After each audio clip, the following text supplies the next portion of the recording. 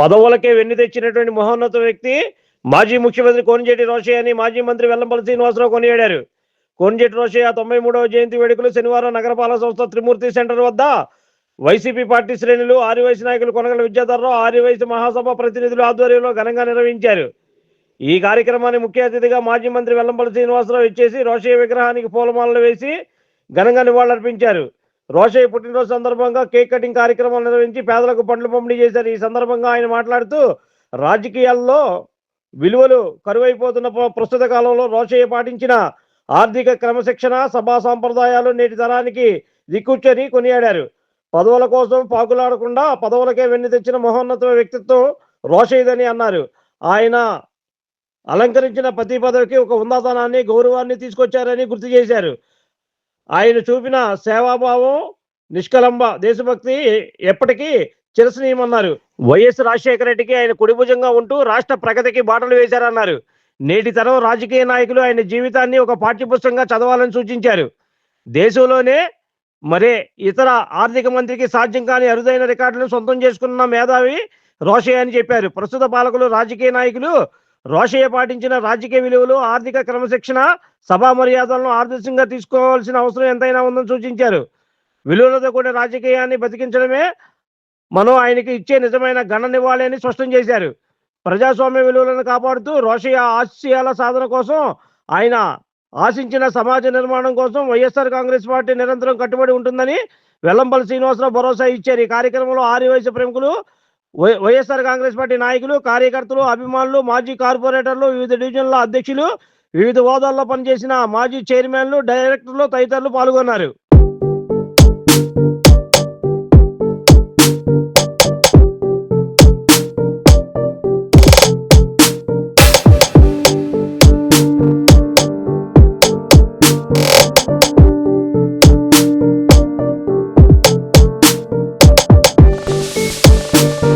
ఈరోజు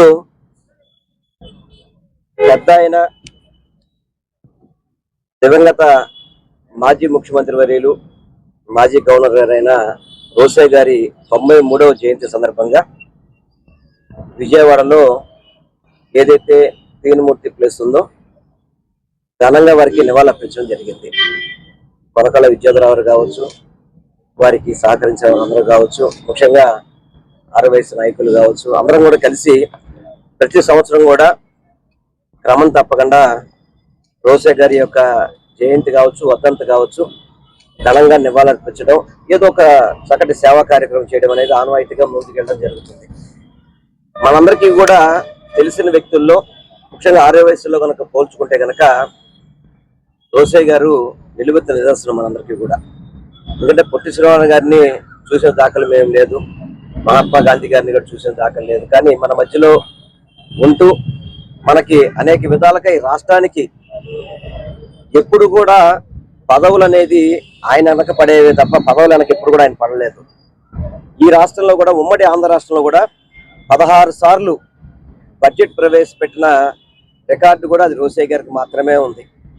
వివిధ శాఖలకు మంత్రులుగా, ఎమ్మెల్యేగా, ఎమ్మెల్సీగా, ఎంపీగా, అదేవిధంగా వివిధ శాఖలకు మంత్రులుగా, ముఖ్యమంత్రిగా, తమిళనాడు గవర్నర్గా ఇన్ని పదవులు చేసి ఎక్కడ కూడా మచ్చలేకుండా నీతి నిజాయితీతో రాజకీయం చేసిన వ్యక్తి స్వర్గీయ రోశయ్య గారు అన్నమాట.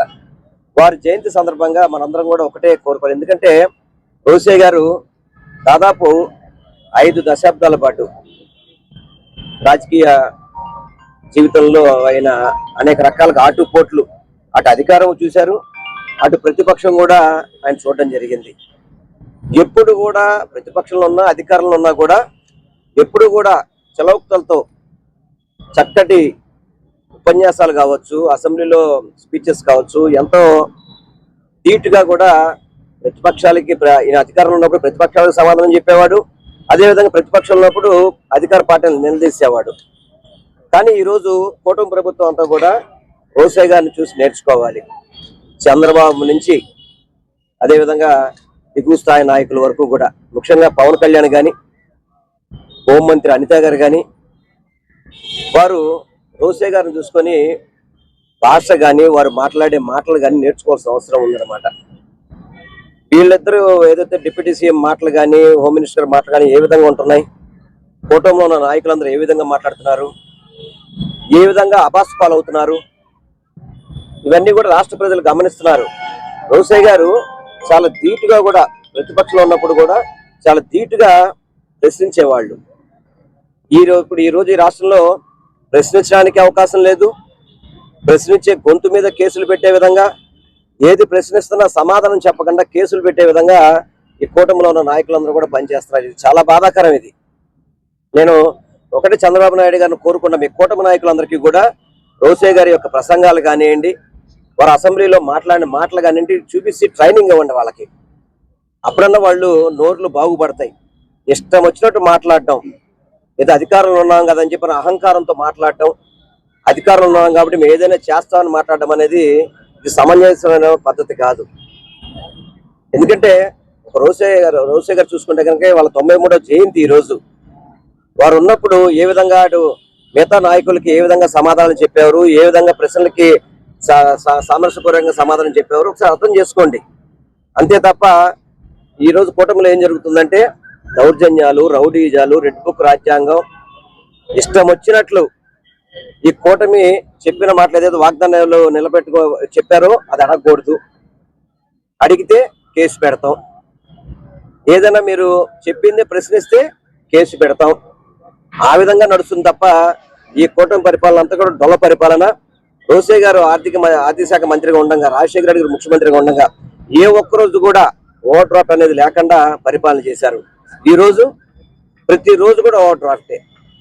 రోసయ్య గారే స్వయంగా చెప్పారు, చంద్రబాబు నాయుడు గారికి ఆర్థిక దాని మీద అవగాహన ఉండదు, క్రమశిక్షణ ఉండదని కూడా చెప్పారు రోసయ్య గారు. అనేక మార్లు చెప్పారు రోసయ్య గారు కౌన్సిల్లోనే చంద్రబాబు నాయుడు గారి గురించి. ఇవన్నీ కూడా రాష్ట్ర ప్రజలు మరొకసారి గమనించాల్సిన అవసరం ఉంది. ఇవన్నీ కూడా గమనించి ప్రతి ఒక్కళ్ళు కూడా రోసయ్య గారు ఏదైతే ఆశయ సాధనలతో ముందుకెళ్లారో, ఆర్థిక క్రమశిక్షణ ఏ విధంగా ఉమ్మడి రాష్ట్రానికి దారి చూపించారో ఆ దారిలో ప్రతి ఒక్కళ్ళు నడవాలని చెప్పని రోసయ్య గారిని ప్రతి ఒక్కళ్ళు కూడా గుర్తుపెట్టుకోవాలని చెప్పి నేను మనస్ఫూర్తిగా కోరుకుంటూ వారి ఆశయాల్ని కానీ వారి ఆలోచన విధానాన్ని ముందుకు తీసుకెళ్లే విధంగా వైఎస్ఆర్ కాంగ్రెస్ పార్టీ తరఫున మేము అందరూ కూడా కృషి చేస్తామని చెప్పని మీ ద్వారా మీకు తెలియపరుస్తున్నాం. 6 వయసుల పెద్ద ఆయన రోసయ్య గారి 93వ జయంతి సందర్భంగా విజయవాడ చౌక్ లో మరి కార్పొరేషన్ త్రిమూర్తి చౌక్ దగ్గర ఈ కార్యక్రమం నిర్వహించడం జరిగింది. రాష్ట్రంలోనే అత్యధికంగా బడ్జెట్ ప్రవేశపెట్టిన 16 సార్లు బడ్జెట్ ప్రవేశపెట్టిన మహోన్నతమైన వ్యక్తి. అటు ఆర్యవైశ్యులకి ఈ రాష్ట్రంలో ఏ దేవాలయం ఉన్నా అక్కడ సత్రాలు నిర్మించే విషయంలో కానివ్వండి, పేద బడుగు బలహీన వర్గాలకి మరి అనేక అవకాశాలు కల్పించినటువంటి మహోన్నతమైన వ్యక్తిత్వం రోసయ్య గారిది. మరి ఈ రోజున్న రాజకీయ నాయకుల యొక్క ప్రవర్తన కానివ్వండి, వారు దూషించే భాష పరివర్తన కానివ్వండి, ఆ పెద్ద ఆయన్ని స్మరించుకొని ఈరోజు వారు మార్పు చేసి మంచి ఆధ్యాత్మిక చింతనతో మంచి మాటలతో మరి ఈరోజు రాజ్యాంగాన్ని నడపవలసిన వ్యక్తులు రౌడీ రాజ్యాంగాన్ని నడపడం చాలా బాధాకరం.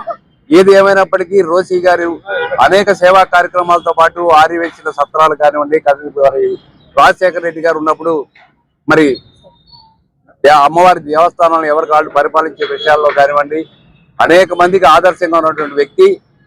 ఒక్క రూపాయి కూడా అప్పు లేకుండా ఈ రాష్ట్రాన్ని మరి ఆర్థికంగా ఎలా నడపాలో చేసి చూపించిన మహోన్నతమైన వ్యక్తి రోసయ్య గారు. కాబట్టి వారికి ఈ జయంతి సందర్భంగా ధన్యవాదాలు అర్పిస్తూ ఆయన ఆత్మశాంతి కలగాలని ఈరోజు ఈ కార్యక్రమంలో పాల్గొన్నటువంటి ఆర్యవైశ్య వివిధ డివిజన్ ప్రెసిడెంట్లు, నాయకులు, పెద్దలు అందరికీ మరి వైఎస్ఆర్సీపీ నాయకులకి అందరికీ పేరు పేరున ధన్యవాదాలు. Thank you. Like, subscribe and press the bell icon for new updates.